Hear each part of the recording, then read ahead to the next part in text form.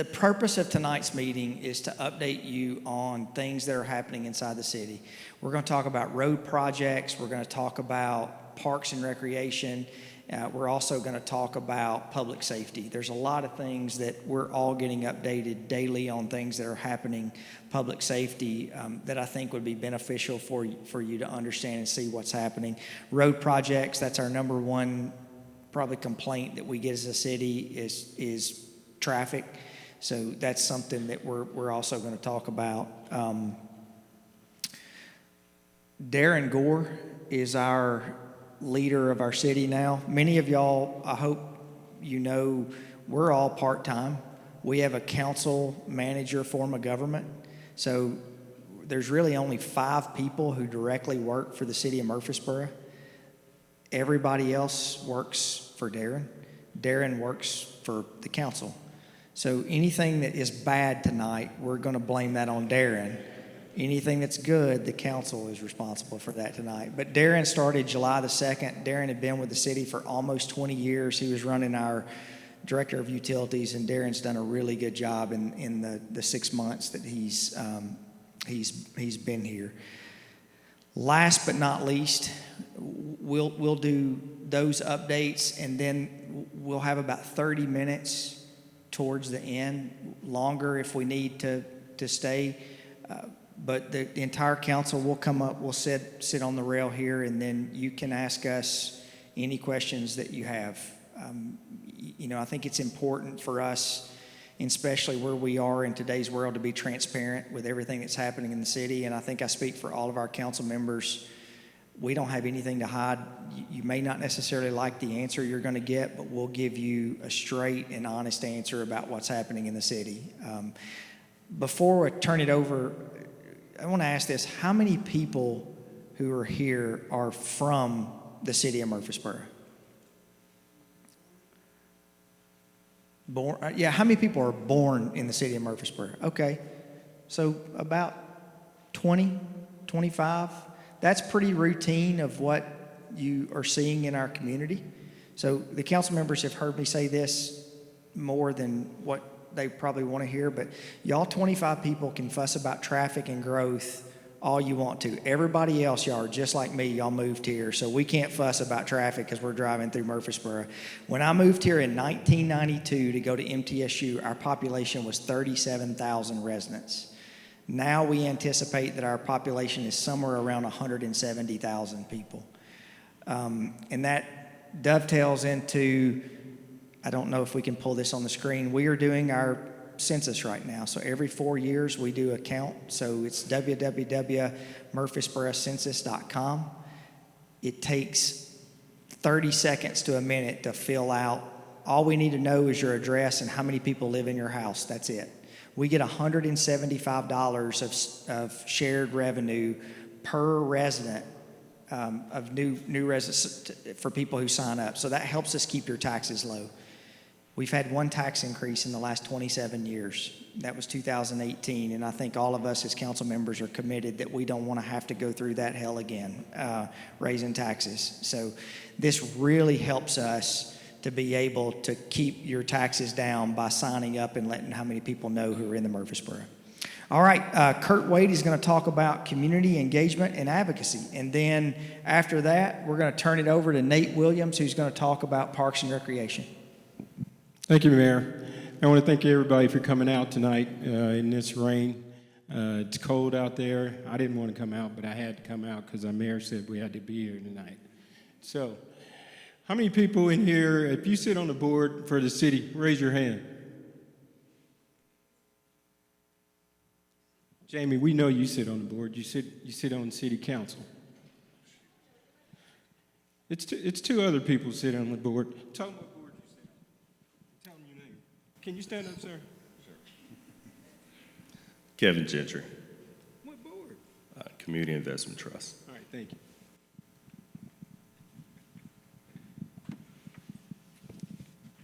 Reggie Harris, Planning Commission. Is there anybody else? And the reason I'm doing that is we want you to get involved in boards. We're going to have a slideshow in a second to tell you the boards that we have in the city that you can get on. But also, we're going to tell each council person, tell us what board you represent.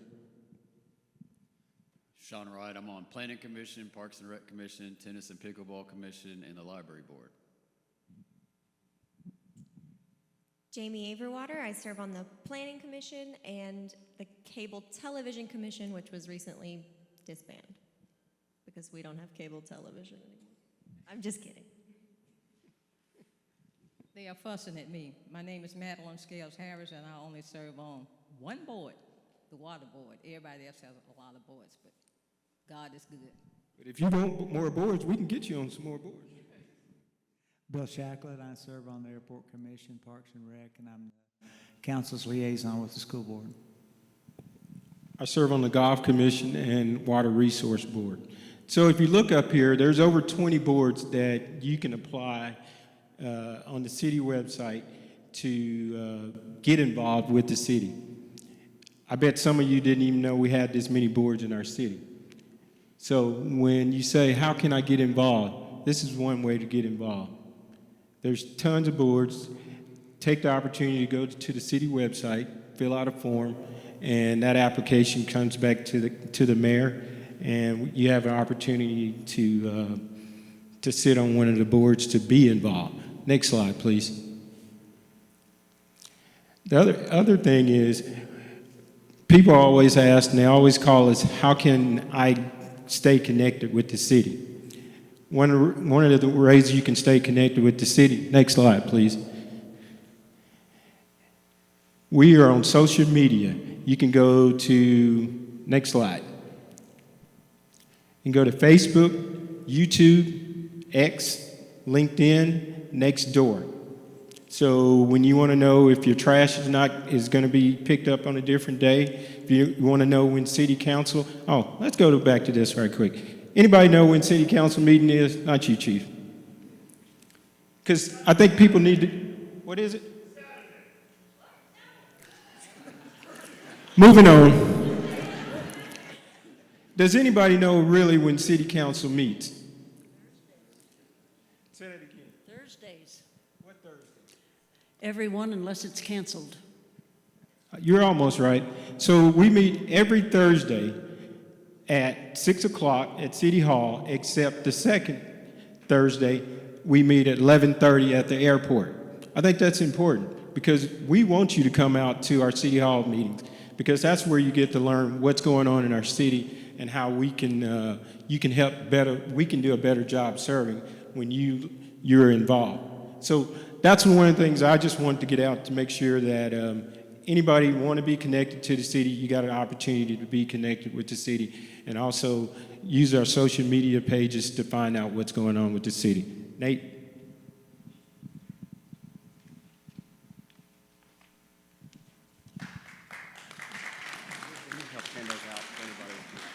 Thank you, Councilman. I appreciate it. I know. I'm going to be pretty brief. I've got a slideshow presentation with a few slides, some updates. My name is Nate Williams. I have the opportunity to serve with the Recreation Services team for the city of Murfreesboro. I've been around for quite a while. Started working for the city when I was 16 years old, so they haven't gotten rid of me yet. But I want to give you some updates. It's going to be a little bit difficult to see on this screen, but some recently completed projects that we have. We're renovating a lot of elements at Old Fort Park. Our new skate park and pump track is open at Old Fort Park. If you haven't tried it, I'd encourage you to go see what happens out there. It's a place for all ages, a lot of fun for everybody. Also, we renovated the original 8 tennis courts into 6 pickleball and 6 tennis courts. So those are open. Those are new and ready to go. Upcoming projects, we've got the Veterans Park, which is 153 acres off of Veterans Parkway that's been approved by council. It's going to be really a comprehensive park with trails, pavilions, an event space, and a destination playground. This has been in the works for some time. We should start turning dirt sometime in March on this project. The next one is the Old Fort Park ball field and parking renovation. If you've been around Old Fort Park for some time, the ball field looks a lot like it did in the 70s, right, Bill? So renovating that, that's going to have synthetic turf, new fencing, and help our stormwater situation out there. And it's really difficult to see, but maybe you can look a little bit closer on the paper that you have in front of you. But that project's been approved by council, and again, we should see that project start sometime in March, and we're very excited about that. The other project I wanted to highlight is the Patterson Park Community Center. We've got Dr. Janelle Jenkins as our superintendent at Patterson Park. This is something we've been working for some time on.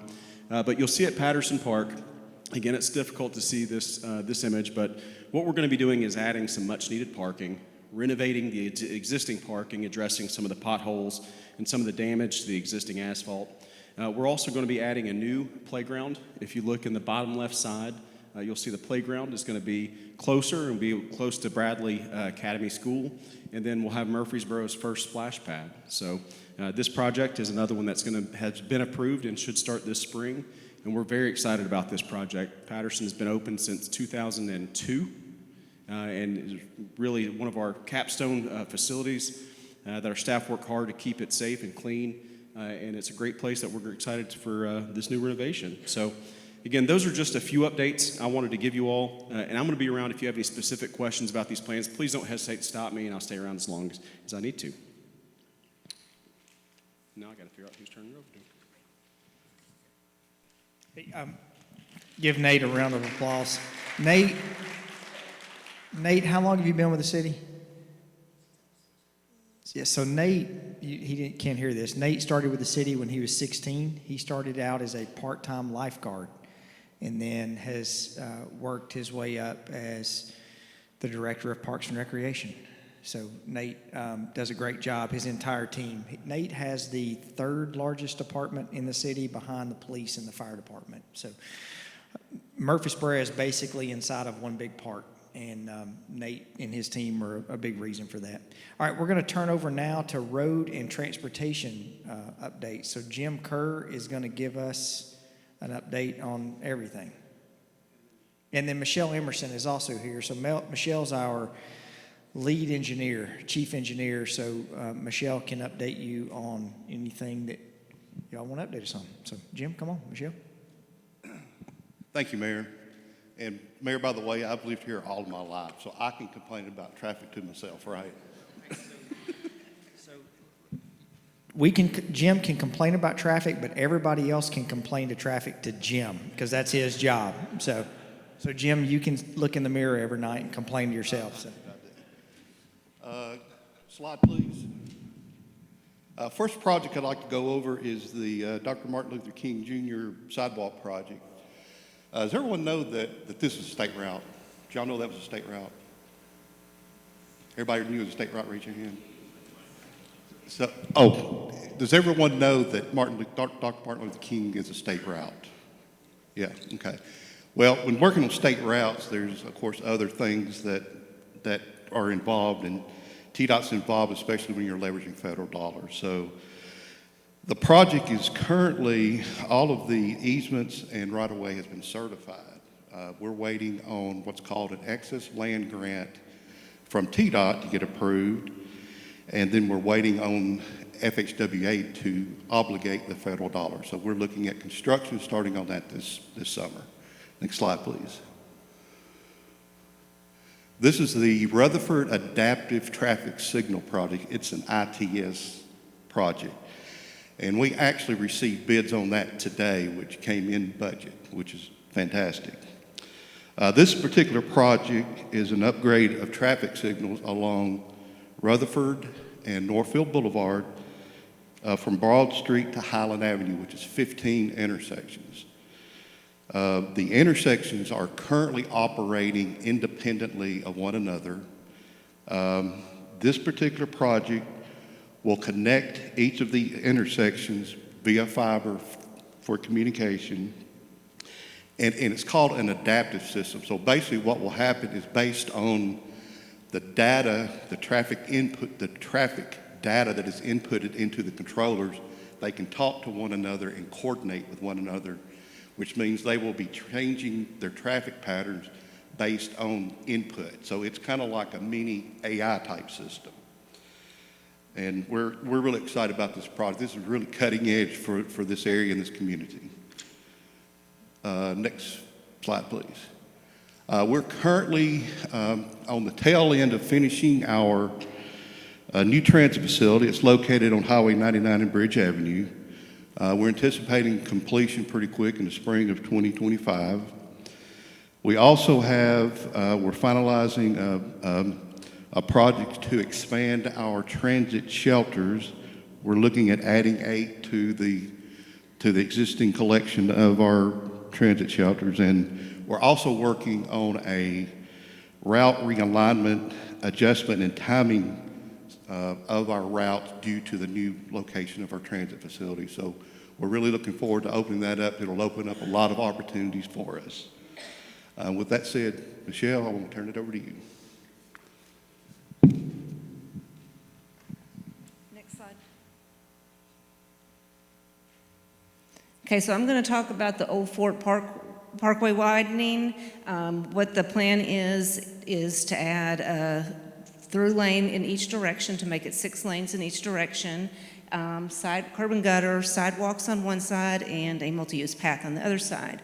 There'll also be some change in access control, and we are working with TDOT to get funding for that project right now. Next slide. The other project I wanted to talk about was the South Rutherford Southeast Broad intersection. We are going to add lanes on each approach, so there'll be 2 through lanes in each direction, double lefts from Rutherford onto Broad, and right turn lanes being added. That's all I've got. Awesome. Thank you, Michelle. All right, so I have 2 pop quiz questions for everyone. Does anyone want to guess how many signalized intersections we have in the city of Murfreesboro? 37? No. So how many red lights do we have inside the city of Murfreesboro? No. So we have 169 signalized intersections inside the city of Murfreesboro. And that's up over the last 5 years. I think that number was 140, something like that, in 2020. So we're growing every year. The thing that you can say is for every one of those 169 signalized intersections, Jim will tell you, depending upon what the road is, the minimum one probably costs $250,000. Does that sound fair? So that's the base, like the baseline. So to get a signalized intersection inside the city, you've got like specific guidelines that you have to hit. We don't just get to say, hey, we'd like to have an intersection at Minerva and Bradyville. You've got to go through traffic studies, engineering studies, and you have to have what are called warrants to show that the traffic data is there to be able to do that. The second question, the majority of roads in Murfreesboro, are they city roads or state roads? State roads. So Jim said this, but if a road has a number in front of it, and most of us don't even know what the number of the roads, like I couldn't tell you what Bradyville Pike, what the number of that road, what's that? That's 99, but I just know it is Bradyville Pike. Thompson Lane, you wouldn't know is 268. We just know it is Thompson Lane. But those are all state roads. And as a politician, we're not trying to pass the buck, but state roads are much harder to widen and to work on than city roads. So Highway 99 is a project that they're working on phase 3 of Highway 99 right now. That's New Salem Highway, is what we all call it. From Cason Lane to Veterans Parkway is getting ready to be started. So we try to partner with the state to be able to get state roads moving along, but most of the roads that you see are in the city are state roads. So we will continue to try to partner with TDOT to get those pushed along. All right, and that may be some questions y'all have on specific road projects. We just had the commissioner or the region director of TDOT came in a couple of Fridays ago. So there's a cool video online where Jay updates us on all the state road projects that are inside the city of Murfreesboro. So you can go to the city's YouTube page and watch that. All right, we're now going to have Robert Holtz, who's going to come up and talk about community development. Robert. Good evening, everybody. Thank you for coming out. My name is Robert Holtz. I'm the Director of Community Development. Anybody know what that department does for the city? Anybody? Okay? We're an unusual department in the city, but we're good unusual. Most of our funding comes from HUD, Housing Urban Development, federal department. And we use that money to benefit low to mod families that live within the city. And more specifically, it's for your housing needs. So we have several grants we get. We get 2 from HUD, 1 from THDA. They can be used for a variety of programs we offer. But those total grants equal about $1.6 million a year that we can spend in the city. Currently, there are activities we're offering. The first one is public service grants. Those grants go to local nonprofits that help people with housing needs, rental assistance, utilities, food, whatever they may need. That local nonprofit can give them the money. We reimburse them for a portion of it. Another activity we have is called our homeowner rehabilitation program. If you live in a house and you own it, obviously you could have a mortgage on it, you still own it. If you live there for 1 year, we can rehabilitate your house if the house is experiencing code violations, if you will. So if you have a leaky roof, HVAC, the heat's not working, you have electrical issues, structural issues, you can make application to the Community Development Department, and we can look at rehabbing your property for you, your home. But you have to live in it. You can't be rental property. Another program we have is our down payment assistance program for first-time home buyers. So if you're looking to purchase a home within the city and you income qualify, we can give you, I think it's up to almost $15,000 to help you with your down payment on your home that you're buying. And again, that's through the Community Development Department. We have a tree removal program, and this is for removal of diseased or dead trees. So if you have one of these trees on your property, you live there and you own the property, you can contact us. The city has an arborist that will come by and look at the tree. If it meets the program qualifications, we can actually remove the tree for you. And then some other affordable housing opportunities that we provide in the city. One is we do this through Murfreesboro Housing Authority. And just so you understand, they are not a department of the city. The only involvement the city has with MHA is appointing the board members. But currently we've given them a little bit over $1.5 million to help them with their Mercury redevelopment project.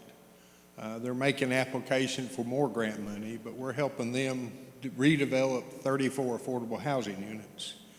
And they're getting close to being complete, but if you haven't been out to the Oaklands and seen that development, you're missing something. It's a real contribution to the city. It's a great development. The other thing we are required to do annually, one is we have to prepare an annual action plan that is required to receive public input. So we have public meetings. People will tell us what they think we need to spend our money on. Then we prepare an annual report that we submit to the City Council and to HUD. And at the end of the year, we have to do what's called a CAPER, and that's our Consolidated Annual Performance and Action Plan Report. And that tells everybody what we've done. And I'm just going to give you some highlights. So last year, we did 24 rehabs on homes at $500,000. We provided 7 down payment assistance for a total of $125,000. And as I mentioned, we're helping MHA with 34 affordable housing units.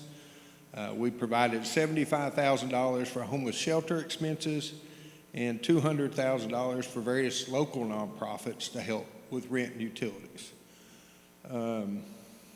So our office is actually located in McFadden Community Center.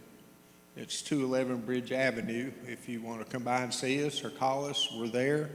We'd love to talk to you and you can find out what programs we have. Do we have any questions?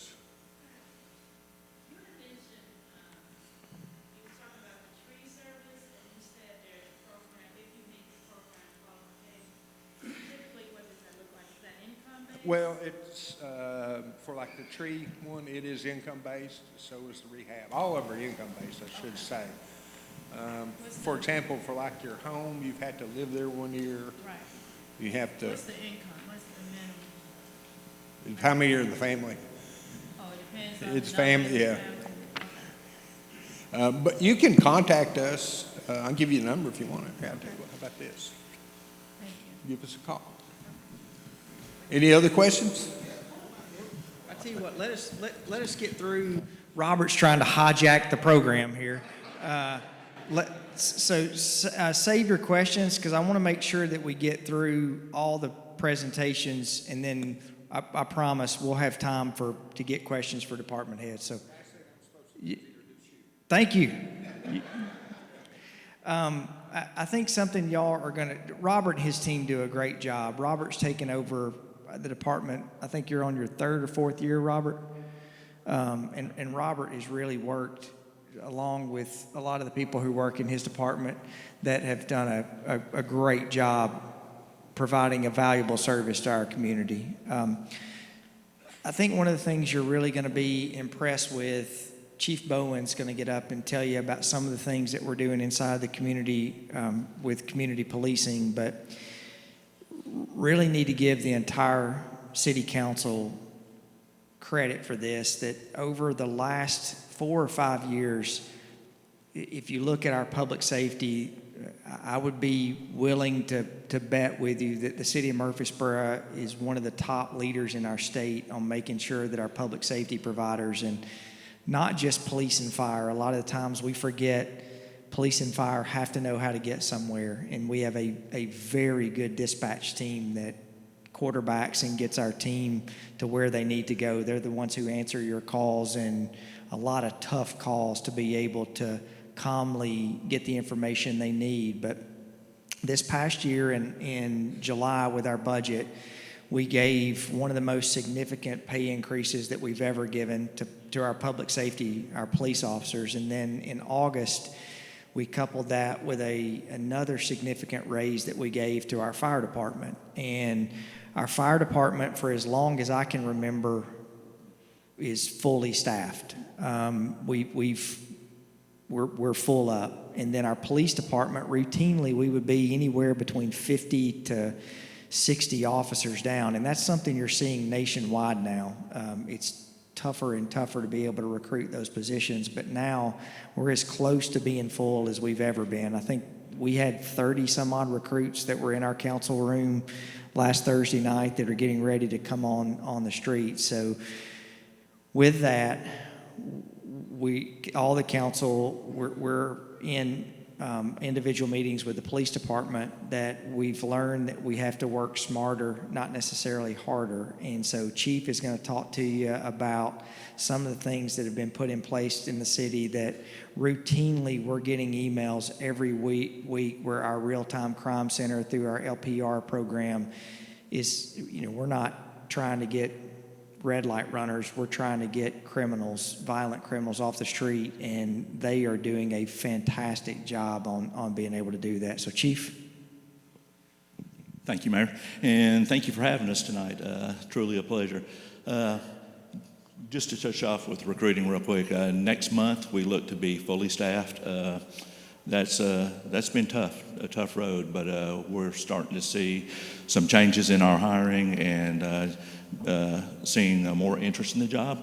I will say up front that there's some areas in our agency where we're probably underrepresented. Just know that we have recruiting efforts. We have individuals that go out into different states, different universities, different areas to try to make sure that we are recruiting the best, the brightest, and that we try to build a police department that's reflective of our community. So that's always a number one goal for us.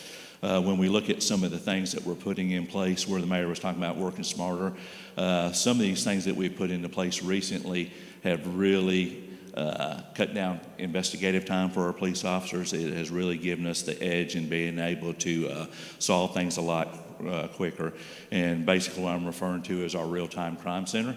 When we talk about real-time crime center, all that means is that information's fed into a certain location where it can be obtained immediately versus having it stored somewhere and having to work hard at retrieving it. So it's all stuff that's made available to our analysts pretty much immediately in a lot of circumstances.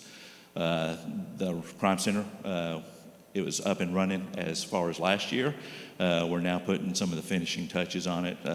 We can say it's pretty much complete. There's still a little bit of work to be done, but and we're seeing some pretty positive results. So when we talk about the real-time crime center, we're talking about essentially three pieces of technology. You're talking about the LPR systems, and what they do is they record vehicle information. We store that data for 30 days. It's allowable by state law to be stored for up to 90 days, but we keep it for 30 days.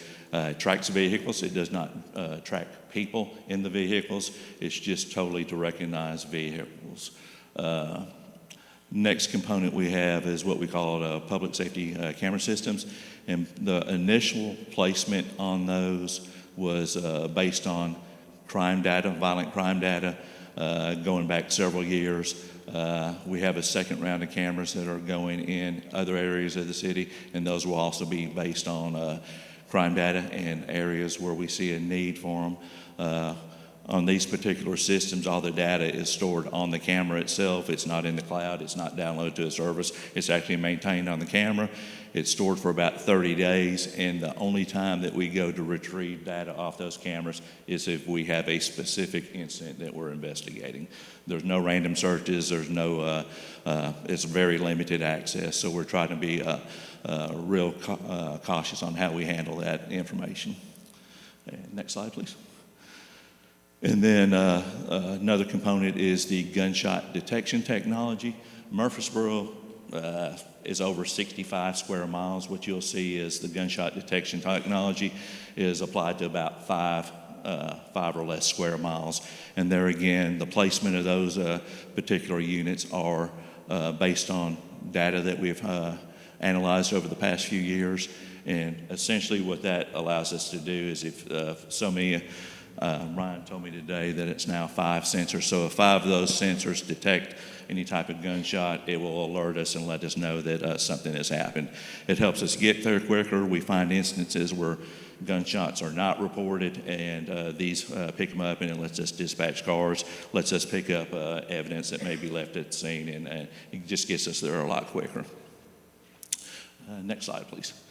When we look at the results, we call them successes. We've had over 400 successes with our real-time crime center, whether it be finding a missing person, a lead on picking up somebody on a warrant, finding suspects in something, silver alerts, whatever it may be.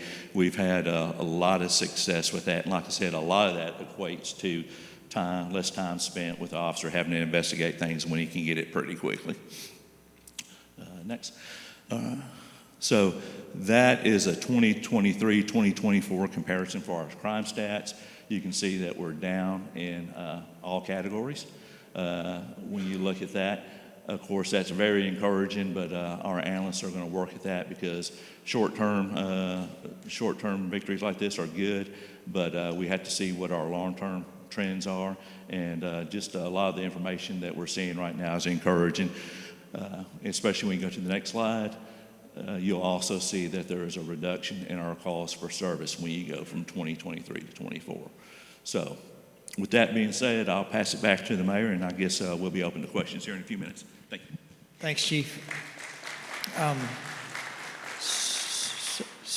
think it's important for us to have a great Parks and Recreation services. I think it's great for us to have a great road network, but it's important for us to have a safe community that we live in as well. And Chief was sharing some information yesterday about, you're reading about car break-ins, and you're reading about, like, I think there was a Sunglass Hut, right? There was a Sunglass Hut burglary. And there was a group that goes around to trailheads at Parks and Recreation areas and breaks into cars. And what you're seeing is that this is not necessarily people who are from the city of Murfreesboro. You're seeing that because we live in an area where we are a distribution area, but with 24, 65, 840, that you're seeing organized crime from out of the state that will hit interchanges, they'll hit Embassy Suites parking lots, for example. They'll hit Parks and Recreation. The Sunglass Hut, Larry Flowers sent an email out to us today that I think, where was the sunglasses were found or apprehended in Miami. So what you're seeing is we all had significant concerns about this type of technology, but looking at how it's being used and the safeguards that are put in place, you're seeing. We had a hit and run the other day that they were able to triangulate. The person took their license tag off, right? So they were able to triangulate where that happened, and they apprehended the person at a gas station. So what you're seeing is working smarter is allowing the city to be able to get people who are committing these crimes off the street and be able to catch them where we haven't been able to have the opportunity to do that. So that's something I think we're really excited about. So they're doing a great job. I was gonna say the gentleman, where's our analyst that was here? He's back in the back. I didn't want to tell you this when I met with you yesterday, but for those of y'all that used to watch Doogie Howser, do y'all remember Doogie Howser? We have literally Doogie Howser that's working with us. He's super. He started talking about all the tech stuff yesterday, and it was just right over my head. So, but we have got really good people. So, council, if y'all want to come up, we've got now time to get some questions answered. All right, who's just okay? All right, I think y'all have a seat unless you just want to stand up. My name is Judith Vogt. I work for the police department at Salem School as school crossing. I love it. I want to thank all of you for what you do. I moved here from Illinois, and I'm so glad to be in a safe place. I also want to thank, I swim laps at Patterson Park. I want to thank you for fixing the locker room. You just redid the locker room. It's beautiful. I would live on the west side by Salem. I would love to have a lap pool on the west side from the Park District. And then I would like to talk to the people for planning, because they're going to redo our street, St. Andrews. I'm also the president for the HOA. We'd like to keep our entrance open. And at the meeting, we were told it's going to be closed. So we'd like to work with the city on this to keep our entrance open, if we can. That would be nice. Okay, so entrance, and Kimbrough Woods. Michelle, do you want to? Yes. Yeah, I talked to you. But it's the capacity issue and the way that we're going to have to do the slopes for the road and everything. That's what's impacting that entrance. There's going to be some drain pipes and stuff in there, and that's why we're having to close that entrance. Yeah, we're going to work on that. Yes, ma'am. Yes, ma'am. Does anybody want to talk about West Side Community Center or, yeah, the question, Sean, do you want to talk about the YMCA? We get asked that question all the time. Yeah, so we actually had multiple visits to the YMCA building. We had engineering look at it. We had Parks and Rec, different departments looking at the YMCA building. And in the middle of us doing due diligence to look at possibly buying the YMCA building for a West Side Aquatic Center, the guy who owned it just sold it out from under us. So that's what the latest update with the YMCA is. Madeline, you had a couple of people. Yeah. I have a couple of questions sent to me from some of you in the audience. Don't be ashamed to raise your hand and ask these questions yourself. It's okay if you want to ask the person next to you to ask, because my phone has 5 little dings on it. That means it may go up. But one of the questions that was sent to me is, what are we doing, or what will happen to the units that you tore down on Billboro, from Billboro to Martin Luther King Drive? Where did those people go, and will they be allowed to come back, or you're going to do something else with the area? Here you go, Robert. Again, I don't want to speak for Murfreesboro Housing Authority. What they did do, though, and they're required to, is these people were relocated through attrition. So if they had other units become available, they took those people out of Mercury and moved them in there. And as they built new units in Oakland, they relocated them there. So everybody was relocated at MHA's expense, as far as we know. Yeah, and I think that would tell you something else too, and it's all about the intricacies of how our government's set up. Murfreesboro Housing Authority is not really a part of the city of Murfreesboro. We appoint the people who are on that board, but they are a completely separate run organization that we really don't have any oversight or say over. My fair with, so it's more regulated by HUD and the federal government on how that works. Now we like to partner, like Oakland, the Oakland project. If you've not been over to see that, it's unlike anything you've ever seen in Murfreesboro before. But it's the project that's happening over at Patterson. That's a Murfreesboro housing project. Thank you. The second question is, how does the city look at employing black companies when we have projects in Murfreesboro? Why don't we see more black companies working? I don't know who can answer that.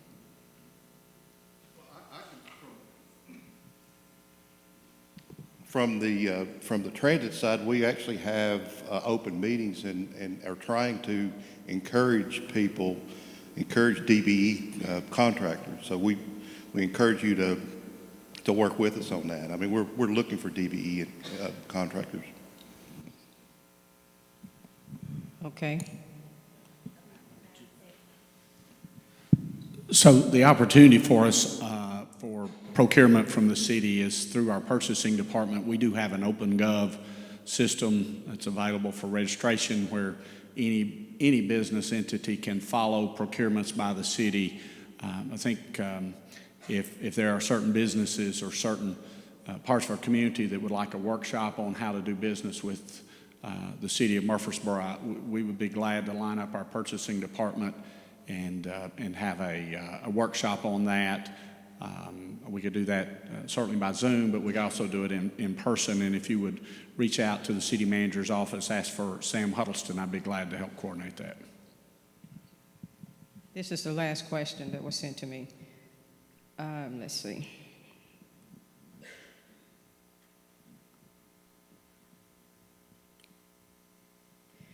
As the city gets contracts to do work, why are you all selecting the same companies every time to do the work? Are there not other people that are applying? Seems like we see the same companies doing all the work in Murfreesboro.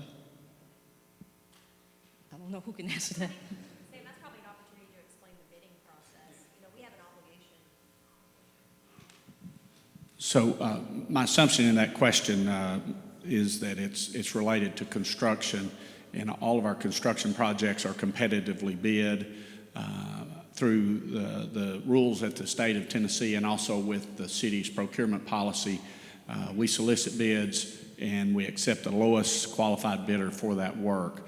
And that's true on a variety of services and products that we purchase, copier paper, HVAC work, and brush pickup and other things. We've competitively bid those, and so there's certainly an opportunity for competition there.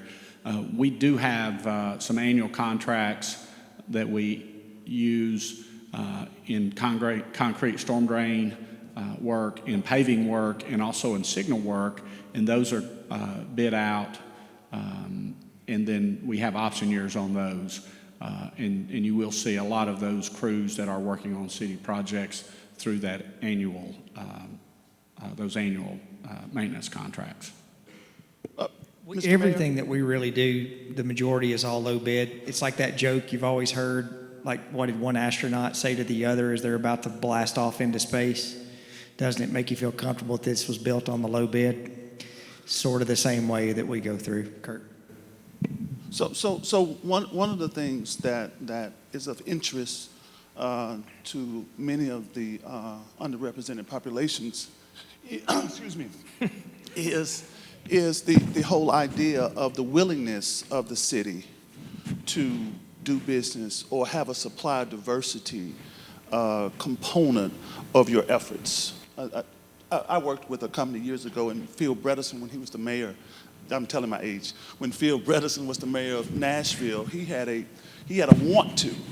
So I think it starts with a want to draw the circle wider, to include more entities or more companies or more people who desire to do business. That's why I appreciate your comment, Sam, that the city is willing to have these types of workshops. Sometimes people are just not exposed to the how-to, right? And so your willingness to do that is an opportunity for a lot of people.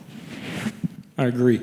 When you talk about a want to, I'm going over to this young man. We brought him to the table because we had a desire and we had a want to. Stand up, Brandon.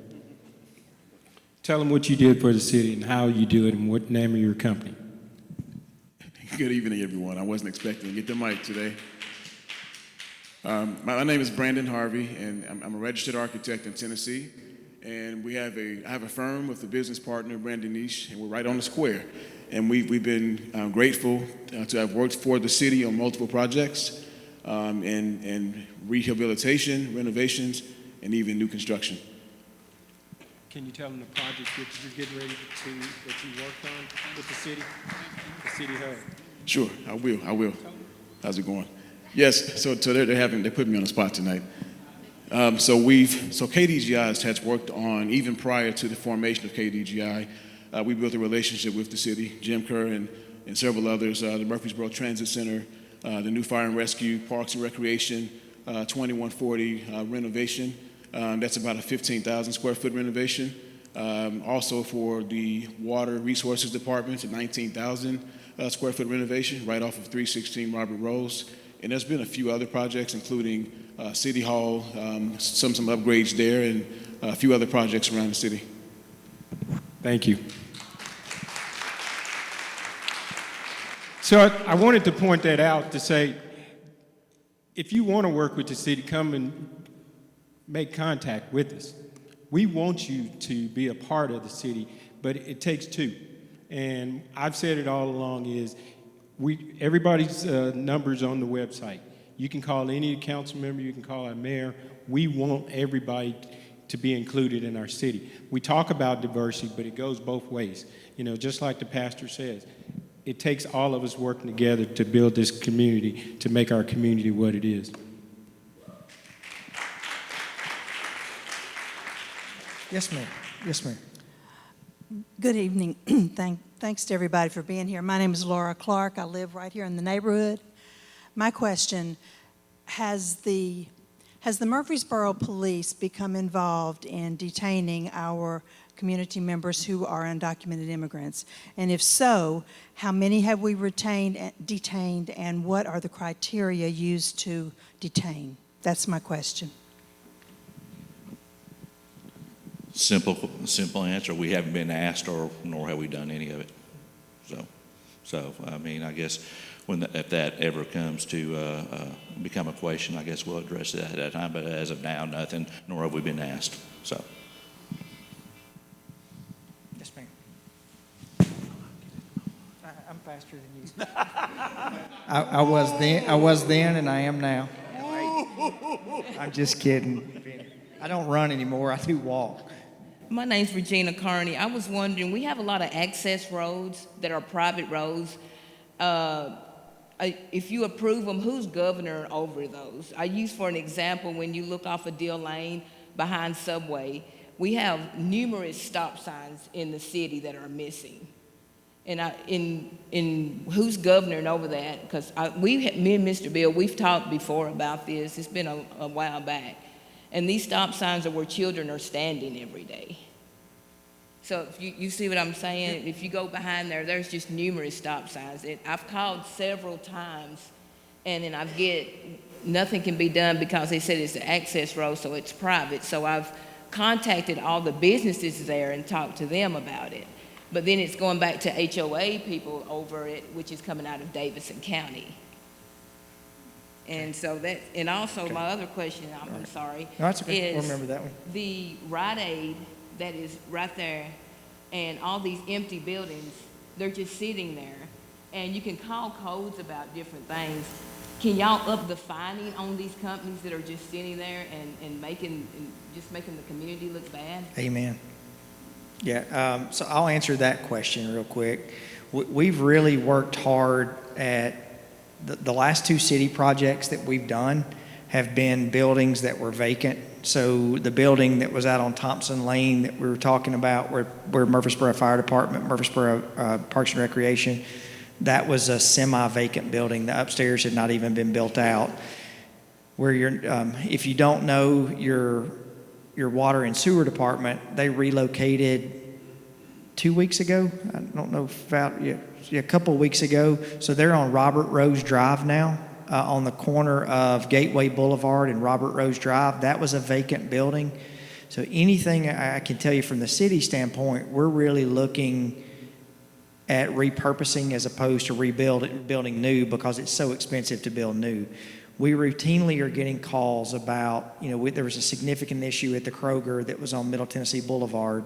The Rite Aids, there's one on Martin Luther King Drive and Middle Tennessee Boulevard. There's a Rite Aid on Warrior Drive. And Chief and his team will have the majority of those on some kind of special watch to be able to look at those. But it's one of those things that what Kurt was telling you, and going to your stop signs, we'll get Jim to answer that question. Some of those things, we're in all the parts of the community almost on a weekly basis, but we don't know what we don't know. So most all of us, you can easily contact us, and I can speak for all 7 of us. We will respond to your emails, and what you typically will see is we will forward those emails in your response to the appropriate. Like this morning, I got an email from Miss Thomas that she had an issue with her trash. So at 5 o'clock this morning, I sent an email to Russell Gossett, and he responds at 6:05 saying, I'll call her first thing in the morning. We have a team who will respond. Jim, do you know the answer for the stop signs? Yes, it is on private property. What you can do, please send, you said it was private property, correct? So that's the challenge. If you can send that location, if you wouldn't mind, to the transportation office, we will see if we can work with that property owner to make that happen.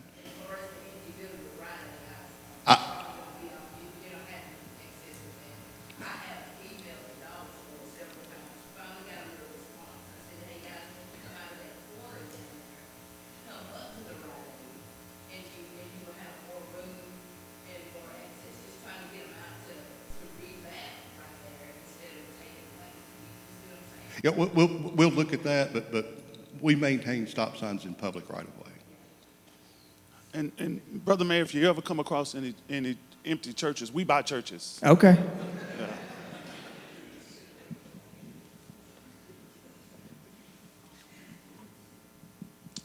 Hello. Hey, Goldie. I've been here all my life, about 30 years plus. Is that good enough? That's not necessarily telling a lie inside the church. 30 years plus. I got so many questions to ask. Don't know where to start. Heard THDA name come up and Department of HUD. I worked for both of them about 10 years. We administered a whole lot of state and federal programs. Had all the Davidson counties and all the counties touching Davidson County, which was too much territory for one person. And I also have a concern. Can I talk about the traffic? Sure. Okay. Let me start with the traffic first. I noticed that we have been doing a whole lot of subdivisions here in Rutherford counties, Murfreesboro, and I have a big concern about that. Before we Well, we are building everywhere, and I have a issue with maybe we should be about building roads and stuff first before we do all those subdivisions. I'm talking about 96, 99, and all these other state roads and so forth. I'm concerned really about 96 out there on Lascassas Highway. Emory Road coming into Lascassas Highway, big subdivisions over there, all those big houses and real deep, and 2 or 3 more down to the left toward Lascassas. And it's very dangerous there. Matter of fact, we had a fatality right there in that, over there by that dollar store wasn't too long ago. And I'm concerned about the lack of lights, 4-stop ways. Something needs to be done in that area because it's really dangerous. Sometimes the people will stop and make it out of a 4-stop way, but sometimes you used to be able to get to one side of Murfreesboro in 15 minutes. Now you can't get out of your subdivision in 15 minutes.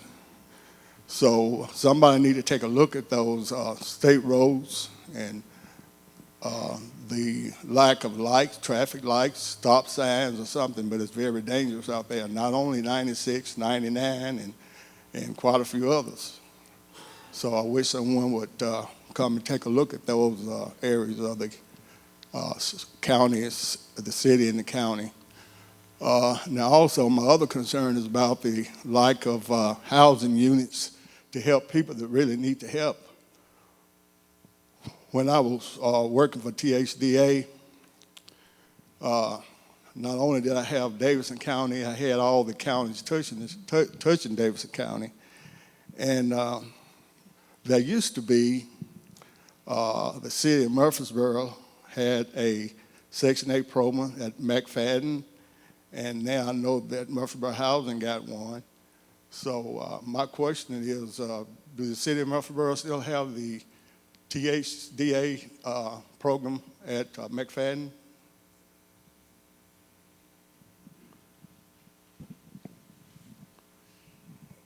I don't think the program you're mentioning we don't have there anymore. I think all the Section 8 voucher housing, all that's gone to MHA, Murfreesboro Housing Authority, and they take care of all that for us. Okay, I've been inquiring about some information there and very concerned about some of the things that were told me about how it operated. And first of all, when the Section 8 housing, well, if I tell you how many years ago, you know my age. But each bedroom side, they had a waiting list for each bedroom, 1, 2, 3, 4, 5 bedrooms. And now I'm told that they put everybody in a bunch, and the whole thing is run by a lottery system. It used to be priorities. And a lottery system, to me, that's luck. Somebody that really needs help might not even be able to get it if they don't get lucky enough and the name come up. So the census, I worked for the census too, by the way, the last time they had one. It's a good thing because there's so much that can be done with things that need to be done in this community. So it's good that someone take the time to kind of listen to some of the things that we could use that money to work with to help the people here that really need the help. So I'm going to stop right there. That's enough.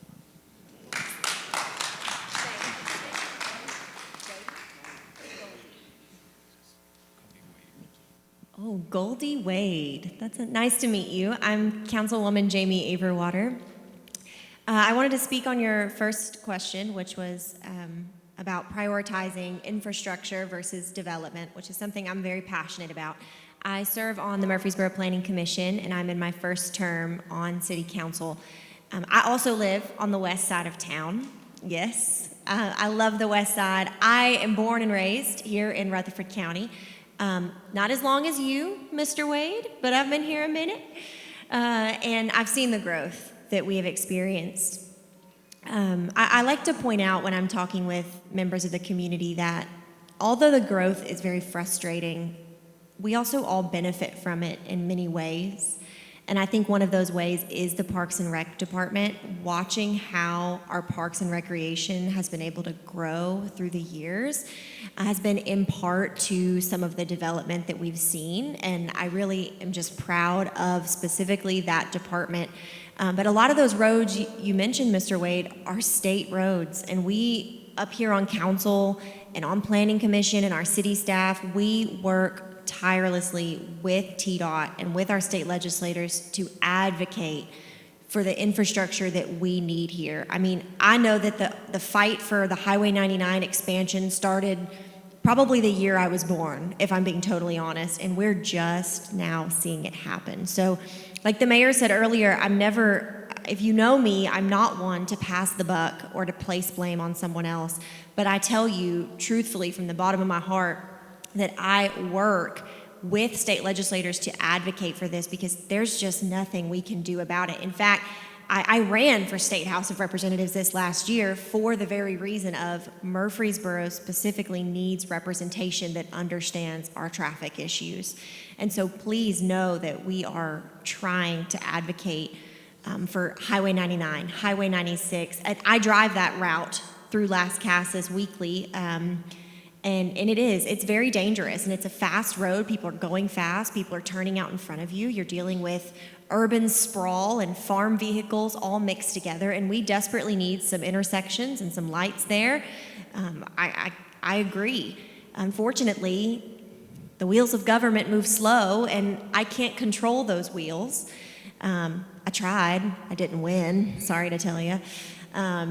But I'm honored to be here on council and do what I can to alleviate the pressure of growth to Murfreesboro. On the Planning Commission, we really take into account the public's opinion when we're doing studies of new developments. But importantly, we look at things like entrances and exits.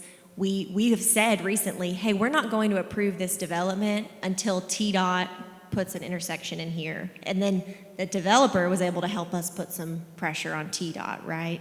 And so there's this paradigm of government agencies that have to work together. And I think if we can do that, both on a local level and a state level, then we can get all these things accomplished and we can really experience smart growth. And Bill has something. Is it on traffic and infrastructure? Okay, I'm sorry. I'm going to filibuster one more moment because there's something that I think I wanted to bring up in this town hall because it affects us no matter what side of town you live on, no matter what church you go to, what the color of your skin is. We are all affected by public safety and impacted by the work that our police and our fire and rescue men and women do every single day. And I think that I took that for granted before I got elected to city council. And after working with Chief Bowen and Chief McCluskey, I've learned that what these men and women do in uniform is far beyond what we ask of them. Chief McCluskey, how many calls did you guys respond to last year? You responded to 22,000 calls. How many of those were medical related? 80% of his calls were medical related, and multiple of those were to my home for a sick elderly uncle that I had.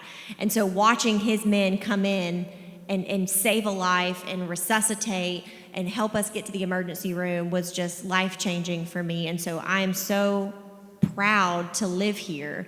And if you've experienced a health scare, you have a family member living with you who is vulnerable, you've probably interacted with the police department and the fire department recently. And I'm just so honored that we are finally fully staffed or close to being on both ends. Because that is the most important asset to our community. I love our Parks and Rec. I love our community members, but we've got people that are keeping us safe and saving lives, and I just really, really appreciate that. But thank you all really for coming tonight. Yep. Hey, hi there. I have just one more question. My name is Kimberly McClendon, and I have a question about, does anybody know of any plans with the State Farm building? Are there any plans that you're aware of? Bill, you want to answer that, Bill? Right now, there's no plans that I know of. It's one of those issues where the property owner is not in our community, and I'd be very surprised if there's anything. But it's a great asset. Let me speak just a little bit, because I've known Goldie, I've known many of you for all my life. Raised in this community. We live in one thing, we might come at different issues from a different way and come to different conclusions, but the issue is we all can agree on is that we live in a very special place. God has blessed our community, and we're very fortunate to live in this place. I started actually as an election official and served 30 years as an election official before I ever ran for public office. Because I valued the input and the process of the citizens in our community. And I want to thank you for coming tonight, but I want to challenge you to do something more than just coming here. It's, Pastor Benny, each one reach one.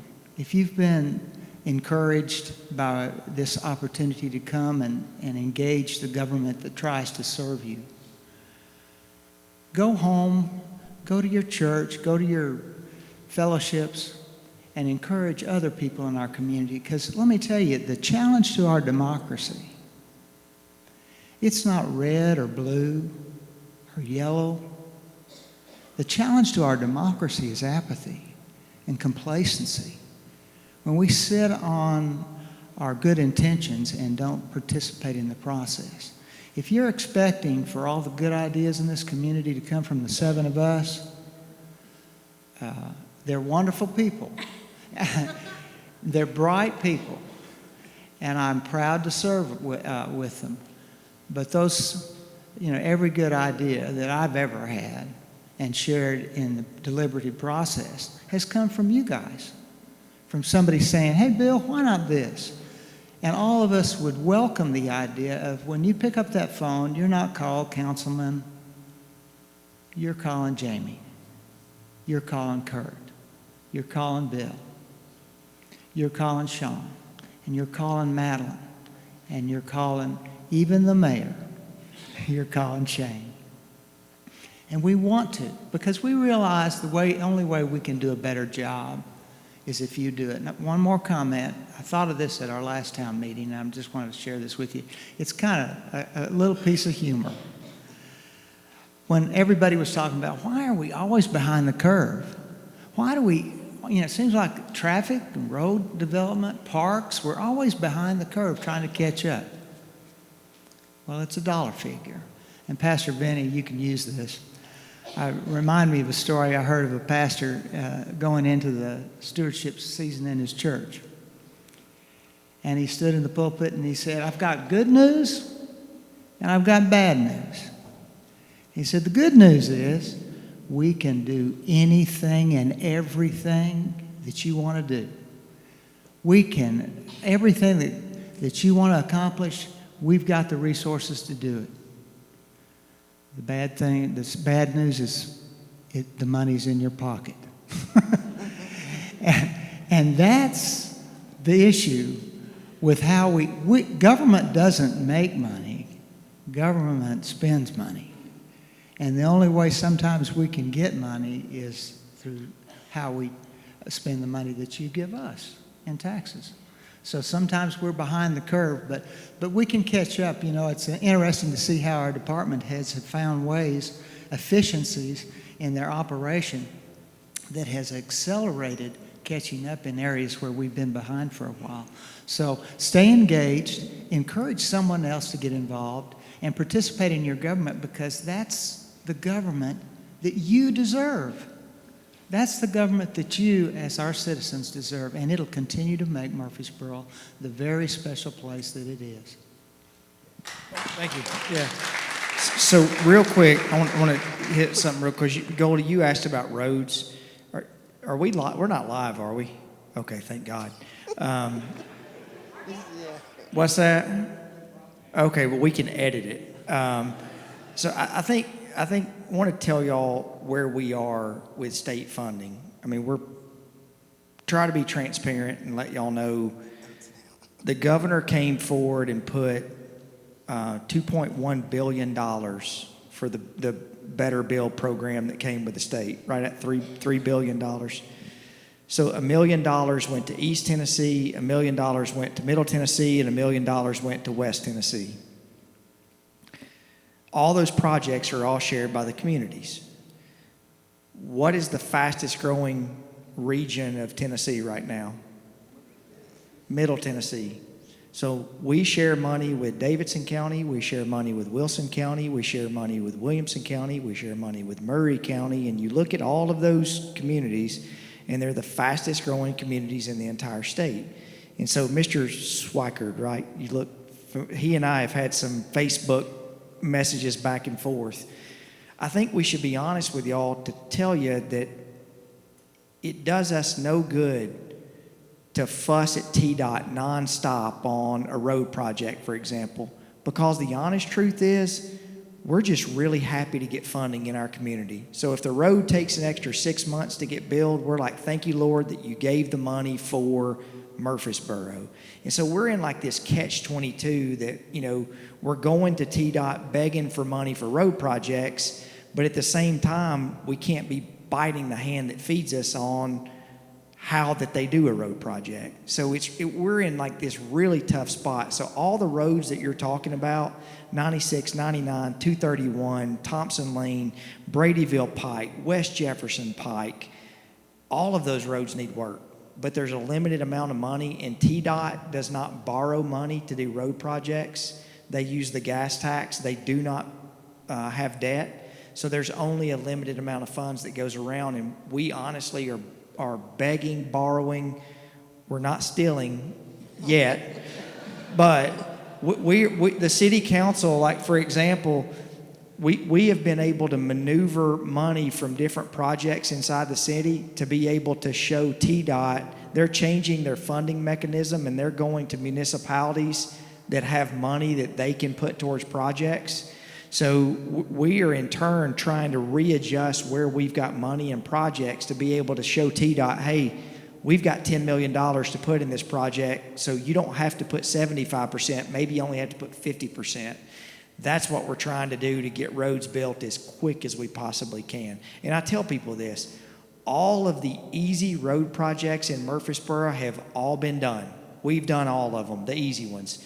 All the road projects that you're going to see moving forward built are all the really tough projects. Thompson Lane, do any of y'all live on the north side of town? A lot of people live on the north. That is going to be an extremely painful road project. It's going to take 4 to 5 years for that project to be finished. $120 million that TDOT has given, I don't say they've given us, but they've allocated to that project. 3 bridges that have got to be built, a battlefield that's got to be mitigated. So bear with us. We're with you. There's nobody, 74% of the money that we spend and that we borrow is all towards road projects. But here's the thing. We could stop development tomorrow. We could put a moratorium in place and say no new building in Murfreesboro. But guess who's going to get to pay for all the roads that are built in Murfreesboro? Does anyone want higher taxes? My guess is we all can agree on that. Nobody wants to pay more on taxes. That's what we're trying to do, is balance that. Could we do better at it? Yes, we can 100% do better, and we've learned decisions that we may have made a couple of years ago that we would do differently and do differently now, but we're trying to leverage everything we possibly can to get as much as we possibly can. Yes, ma'am. Okay. First, I want to address the Section 8 question. There are Section 8 vouchers through the Murfreesboro Housing Authority only, the Murfreesboro Housing Authority. The 3 properties that are considered Section 8 properties, that's between HUD and the owner of the property. So that's how it's addressed with the Section 8. Now, my question is for the community development. With all the programs that you have and all the services, how can we reach more people? Because there's so many people out there that need these services, and they have no idea about them. And that is something that we realize, and that's something we're working on to correct. I agree, and that's one reason we're here tonight, is to get the word out of what we do. But we are working on ways to get that out to the community. It's important to us. One of the things that we mentioned in a couple of pastors' meetings that we had with Sam Huddleston and his folk regarding the census was to have these like ready reference resource guides. If you need this, go here. Or if you need this, go here. Those kinds of things that really help people know where the resources in the city are, right? And a QR code. And I think we had a couple meetings around that. Just as a resource for people, posters in churches, posters in community centers, so that people will know how to go about getting what they need. Hey, the good news is you've got 7 ready resource guides that are up here too, Pastor Vinny, that you can let any of us know where you have questions. We may not know the answers, but I guarantee that we'll get you the answers. So utilize us. All right, I think we have, okay, Susan, Miss Susan. Hi. I know the city relies on grants for different projects. What are the funding sources for the grants? Is it the state? Is it the federal? And if it's the federal, are those in danger? The answer is yes. We deal with a lot of federal and a lot of state grants. I mean, Karen's not here, is she? Karen, it's a lady at our city that deals predominantly with grants. But typically what I will say on our grants, we do have several grants that we have through our law enforcement. We've got grants through HUD, through our community development that we use. Transportation is probably our largest, transportation in transit, but we've not seen anything that has come across that would hurt the services that we have right now.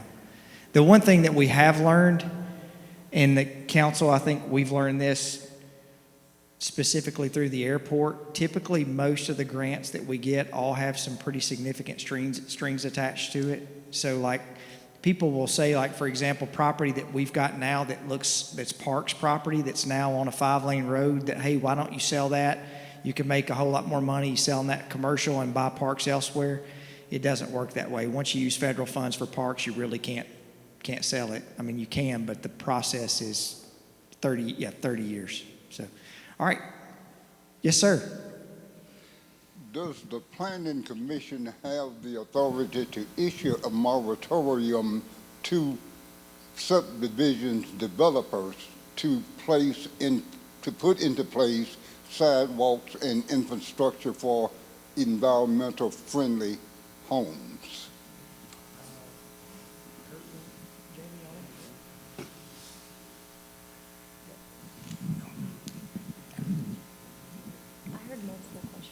Okay, I heard multiple questions in there, or maybe I'm just overthinking, so I'll start from the beginning. The Planning Commission a moratorium would mean we're putting a halt on development, right? The Planning Commission does not have the authority to do that, no. The council does. Planning Commission, however, can work with developers and say, we want a sidewalk here, we want more green space, we want a pocket park, we want all of these things, and we do that regularly, and it starts with our planning department. We have a great planning department here at the city that does a lot of that work with the developer before bringing it to us at the Planning Commission, which is where we look really at community involvement, because we've had people come to Planning Commission and say, hey, I live in a neighborhood that this developer built 5 years ago right down the road, and I really wish we had Frisbee golf, or pickleball is really popular right now. So we're seeing developers put in pickleball. And so that is part of what Planning Commission does, is make sure that there's a great ratio of structure to green space in our new developments in the city, and safe access to sidewalks. You know, we've recently had quite a few developments built on main roads, and so obviously you're not going to leave your home or your neighborhood and probably not going to go jogging down Highway 99, right? So we want to make sure those developers have a nice running trail in there. I don't know, Pastor Vinny may jog down Highway 99, I don't know, as quick as he is. So that is part of what Planning Commission does. If you haven't been or listened to a Planning Commission meeting before, I would really encourage you to. The things that we have to consider range from parking spaces, width of garages, the types of trees we put in. I mean, we even go so far as to make sure that we dictate what types of trees the developer can put on the edges of the property so as to serve as a sound buffer for the neighbors that live over there, especially the neighbors with larger lots in the older parts of Murfreesboro that, really want to protect their sound space. And so those are a lot of things that we consider. As for the I heard an environmental part there. The city doesn't have any requirements or mandates, I guess, for any sort of environmental policy when it comes to building homes. But I will say our homes today are just, new construction is so much more efficient than living in older homes simply because the types of windows and the materials that we use. And the environment is something I'm passionate about. And so anytime we can build environmentally friendly homes is a good day for me. So I hope that answers your question. We have time for one. You do one more? Yes, sir. Oh, well, hey, we've got nothing else. I did see the guy back in the back with the glasses. I saw you yawn back there, so that we're starting to get a clue that. I'm just kidding. The older you get, the lower your bedtime gets, right? So, yes, sir. Yeah, good evening. My name is B.A. Windrow. Appreciate you guys coming and sharing. I just echo those same sentiments that others have this evening. But I was wondering if you could share what's taking place with Cannonsboro Village right now, and is it currently available, and what future plans that the city may have for it? Nate, do you want to talk about that? I can tell you one thing that's not going there, contrary to what you read on social media, that a baseball park is not, minor league baseball park is not going there. So, here you go. Yeah, thanks for the question. We're working right now on some plans for revitalizing Cannonsburg, some new programming opportunities, but simply put, it's not going anywhere. It's going to be part of the Town Creek development. Once that is done, it's going to be a great access point from Murphy Spring all the way downtown Creek. We're going to open that whole area up. So there are some issues that we have as far as access for the time being until the Town Creek project is done, especially off of Front Street. So some of the larger events we still can't host, but we're using it for various other activities. Does that answer your question? Thank you. The Town Creek development, I think you're going to see, is going to be one of the most substantial things that's happened to that area of Murfreesboro in a long time. I think it's going to be substantial. We have another one? Oh, yes, ma'am. I'm faster than you, Vinny. Did you see that? Yes, I was just wondering where we live at Kimbrough subdivision. The house is behind us. The houses behind me, that's the newest section, the third phase, I guess that's third, because we was the first and then they had the second. Why did they approve those houses building so close? They're on top of each other. Yeah, because I can literally go out my back door and I can see in your kitchen everything you have in your kitchen. So I can't understand why they were approved that like that. Why did they approve those houses built that close to us, to me? So that did not make sense at all. Greg, Greg can answer that. Come on, put your hands together for Greg McKnight. Yeah.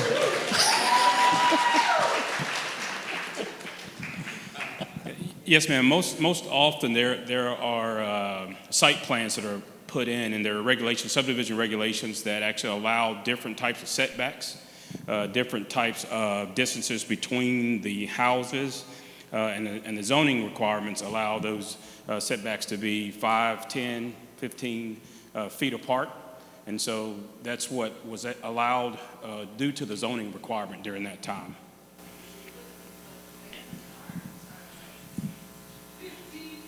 Yes.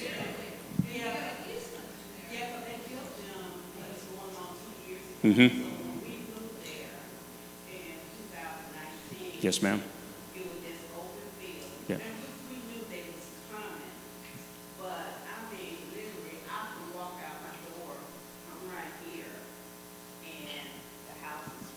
Yes, ma'am. Yeah. Yeah, it is the density is tight. We do try to manage that during planning commission and actually the site approval process. Yes. I've been here 35 years. I'm from Nashville. Mm-hmm. And when we moved here, I lived down the street on J.R. Rice and Richard Lane. And, Yep. you know, Mm-hmm. nice. And like I say, I moved here because of the traffic. My husband worked for the police night shift, so I understand. But I'm moving from here, Yep. and it Mm-hmm. does remind me of living in that. Yeah. I think the council lady Everwater said it earlier, and those planning commission meetings, that would have gone through a planning commission meeting and 2 city council meetings for public hearing for you guys to come out and actually share your opinion about the layout of that subdivision.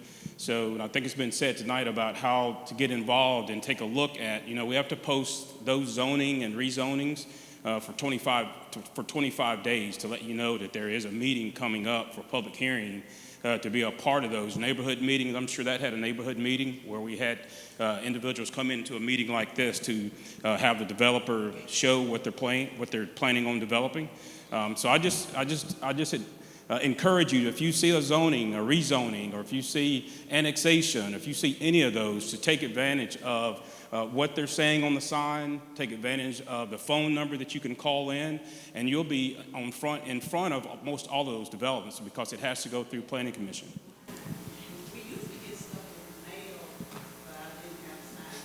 And like I say, I have a friend that used to be on the county, her name is Veronica.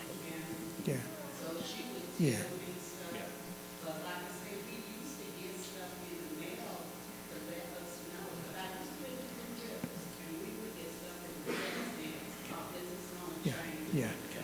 Yeah, so I tell you what would be great, S. McFarland at murfreesborotn.gov, if you'll send me your address, what would be great, I think you're probably talking about a county subdivision that's behind you, or okay, yeah. So send me that and we'll go through and we'll pull up the process that went through. And so that way we can make sure yeah.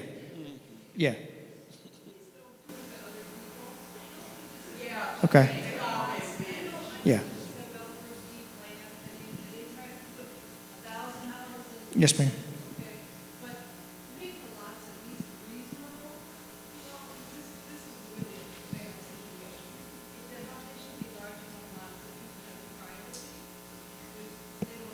Right.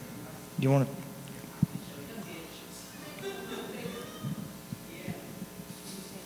No, please go ahead. I was going to give the benediction. Okay. Yeah. Yeah. What? We have not done offering or an altar call yet. Yeah, I've been on the city council for 14 and a half years, and something that has always bothered me, and it's really crushing down on me now because I have a year and a half left.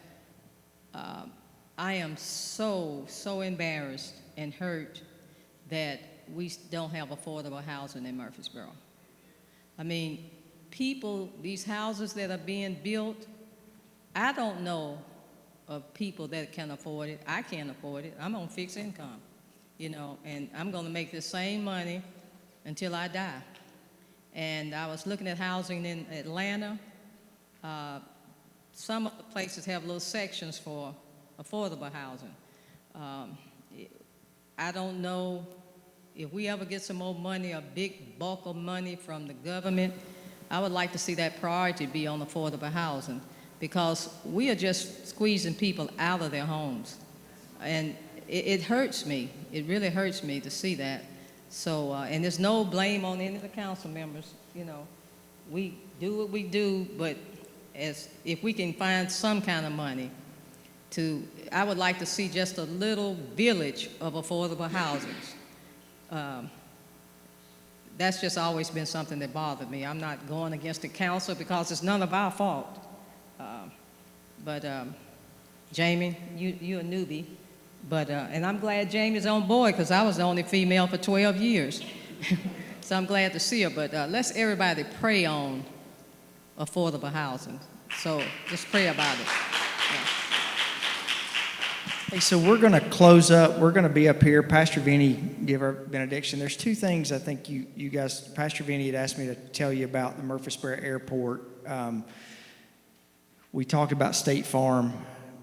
There's a lot of good uses, I think institutional uses that could have been done to State Farm, but MTSU made the decision. You wouldn't believe this, but at one point in 2022, Murfreesboro was the busiest airport in the state. We had more takeoffs and landings at our airport than BNA Nashville at any given point. And, you know, our airport is surrounded predominantly by all houses. And I get, like, hey, if you move next to an airport, you move next to an airport. But I think when we had 800 operations, basically a plane every 40 seconds, that's not what most people signed up for. So we had a lot of tough discussions with MTSU. I wish some of those I could have handled differently, and Dr. McPhee we could have done different. But long story short, the MTSU announced they're moving to Shelbyville. Now, I don't think it's anytime soon. The airport, not the school. Yeah. So, yeah, oh Lord, yeah.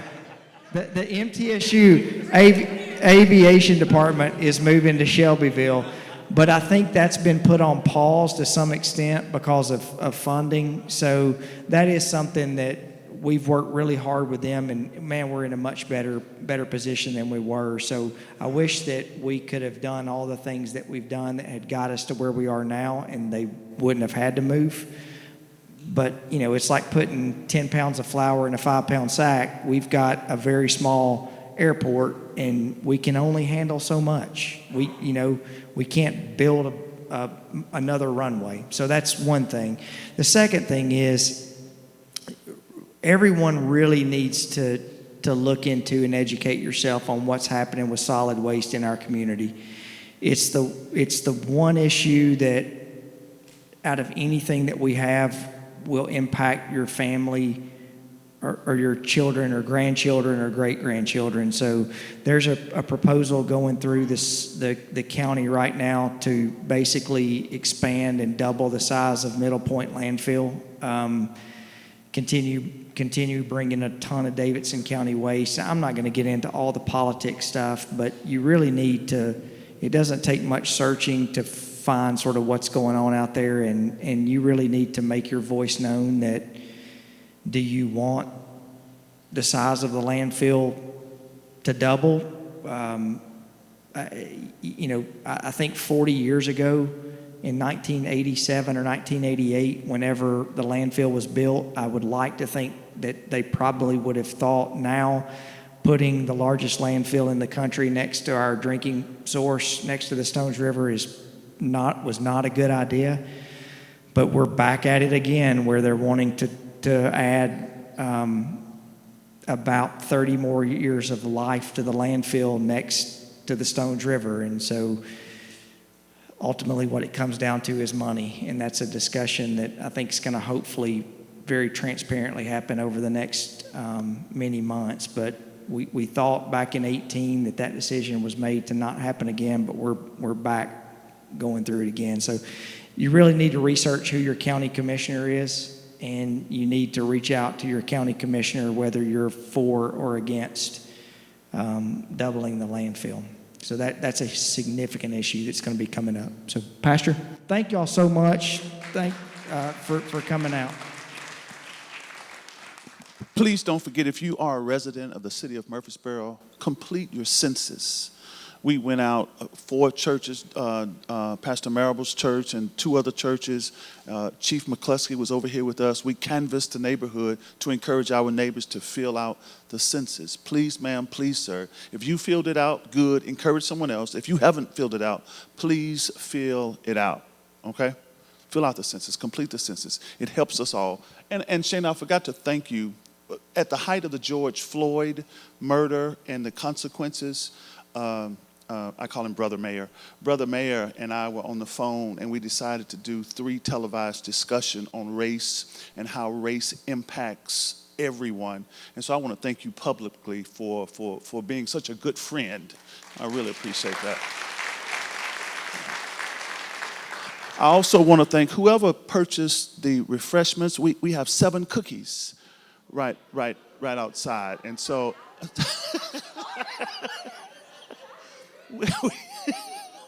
we have 7 cookies back there. And we'll multiply it, won't we?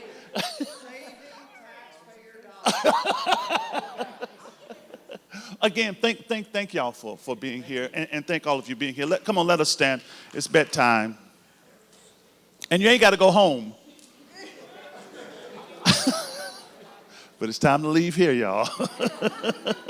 God, we give you thanks and praise for this great gathering of citizens of Murfreesboro and surrounding areas. We thank you for the leadership of this city. We thank you for their courage. We thank you for their insight and wisdom and for their patience. We thank you for their willingness to come out and have these town hall meetings to discuss and to declare those things relevant in this, our city. We thank you for the citizens. We thank you for the city. We thank you for this time. Bless us as we move forward. In Jesus' name we pray. Amen. Amen.